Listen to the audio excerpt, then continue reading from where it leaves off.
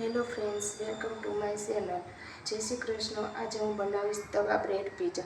તો તવા bread pizza માટે મેં અહીંયા બ્રેડ લઈ લીધી છે, 2 ગાજર લઈ લીધા છે, 2 કાંદા લઈ લીધા છે, 1 કેપ્સિકમ લીધું હતું અને નાનું ટમેટું લીધું છે. મેં અહીંયા ચીલી ફ્લેક્સ લીધો છે, ઓરિગાનો લીધો છે અને પીઝા સોસ અને માયોનીઝ, એક સ્પૂન જેટલી માયોનીઝ સોસ અને 2 સ્પૂન જેટલી પીઝા સોસ બંને મિક્સ કરી દીધું છે. મરી પાવડર, ચાટ મસાલો, કાળા નમક અને તેલ. તો ચાલો બનાવવાનું ચાલુ કરીએ. મેં એક અહીંયા બાઉલ લઈ લીધું છે અને તેમાં આપણે જે કટિંગ કરેલા હતા ને કેપ્સિકમ, ટમેટા, ગાજર તે બધું મિક્સ કરી દઈશું એક બાઉલમાં. અને તમને બીજા ભાવતા પણ શાકભાજી એડ કરી શકો છો. મકાઈ છે ભાવતી હોય તો તમને. બધા મિક્સ કરી તો બધું મિક્સ કરી દીધું છે અને તેમાં બધા મસાલા ઉમેરી દઈશું. 1 સ્પૂન જેટલું ચીલી ફ્લેક્સ નાખશું, 1 સ્પૂન જેટલો ઓરિગાનો, 1/2 સ્પૂન જેટલો કાળા મરી પાવડર,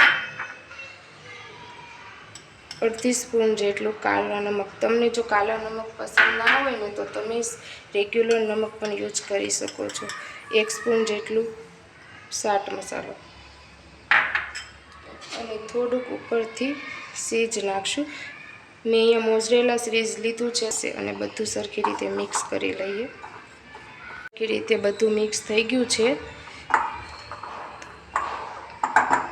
અને લાસ્ટમાં આપણે 1 સ્પૂન જેટલું ખાવાનું તેલ નાખશું. હું અહીંયા સિંગ તેલ નાખું છું. તમે કોઈ પણ ઘરમાં જે તેલ ખાતા હોય ને તે નાખી શકો છો અને મિક્સ કરી લેશું. મેં અહીંયા 4 બ્રેડ લઈ લીધી છે. તો ચલો તવા બ્રેડ પીઝા બનાવવાનું ચાલુ કરીએ. તો મેં અહીંયા જે સોસ લીધો હતો ને માયોનીઝ અને પીઝા સોસ તે લગાવી દઈશું બધી બ્રેડ પર. અને તમારી ઘરે પીઝા સોસ ને એવું લગાવવું જરૂરી નહીં. તમારા ઘરે ટમેટા સોસ ગમે તે સોસ હોય ને તે લગાવી શકો છો. બધી જ બ્રેડ પર આવી રીતે સોસ લગાવી દઈશું. બ્રેડ પર સોસ લગાવી દીધો છે તો તેના પર વેજીટેબલ કટિંગ કરેલું મૂકી દઈશું.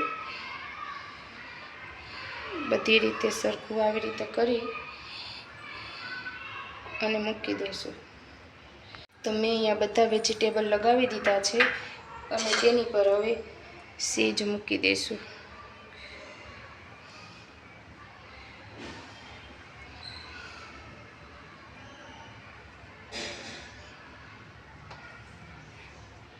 ચીઝ મૂકી દીધું છે.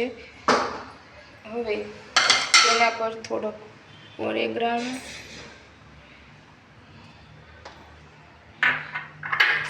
ચીલી ફ્લેક્સ,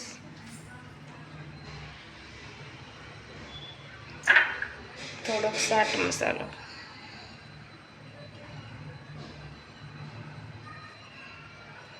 તો બ્રેડ હવે તૈયાર થઈ ગઈ છે કમ્પ્લીટ બધું લગાવીને.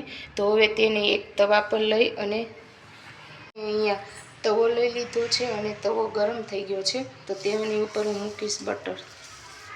તમે તેલમાં પણ બનાવી શકો છો. મેં અહીંયા બટર લીધું છે. તો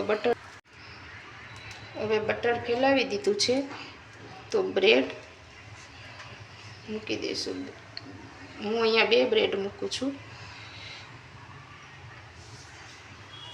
એ બ્રેડ મૂકી દીધી છે અને ગેસની ફ્લેમ ધીમી રાખી છે અને આને ચીઝ મેલ્ટ થઈ જાય ને ત્યાં સુધી ઢાંકી દઈશું. આને 5 મિનિટ જેવું ઢાંકી દઈશું.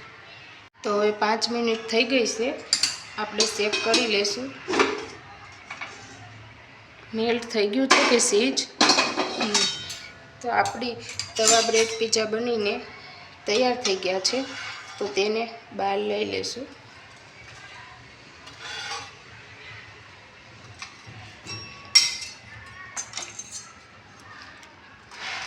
તેને કટિંગ કરી લઈશું.